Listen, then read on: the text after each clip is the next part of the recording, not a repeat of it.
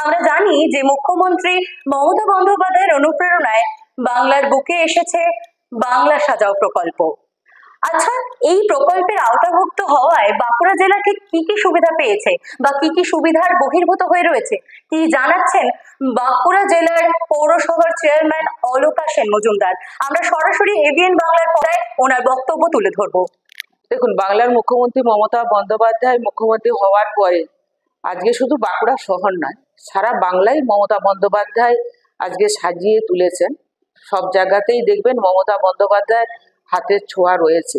এবং যেটা সিপিএম এর আমলে 34 বছরের আমলে আমরা বামফ্রন্ট সরকারের আমলে আমরা বাংলার উন্নয়ন আমরা দেখতে পাইনি, কিন্তু মমতা বন্দ্যোপাধ্যায় মুখ্যমন্ত্রী হওয়ার পরেই আমরা দেখতে পাচ্ছি যে এত বাংলার উন্নয়ন আর এত প্রকল্প মমতা বন্দ্যোপাধ্যায়ের হাত ধরে আজকে সারা বাংলায় ছড়িয়ে রয়েছে।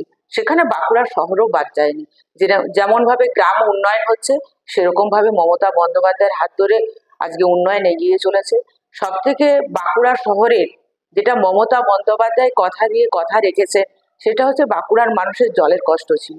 সেখানে মমতা বন্দ্যোপাধ্যায় বিশাল প্রজেক্ট তিনি বাঁকুড়া শহরের মানুষকে দিয়েছেন। আজকে সেই কারণে কিন্তু বাঁকুড়া শহরের মানুষ আজকে জল পাচ্ছেন বাড়িতে বাড়িতে।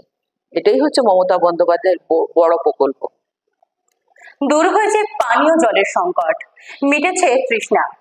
আমাদের মুখ্যমন্ত্রী মমতা বন্দ্যোপাধ্যায়ের প্রকল্পে আজ হাসছে খেলছে বাঁকুড়াবাসী, সেরকমই মতামত জানিয়েছেন বাঁকুড়া পৌরসভার চেয়ারম্যান শ্রীমতী অলোকা সেন মজুমদার। অসংখ্য ধন্যবাদ অলোকা দেবীকে আমাদের এবিএন এর পর্দায় তার বক্তব্য তুলে ধরার জন্য।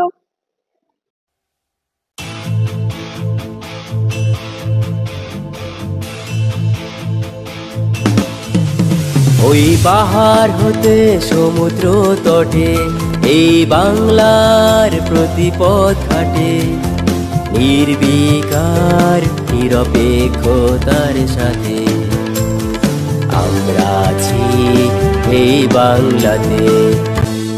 এভিএন, রং ছাড়াই রঙিন।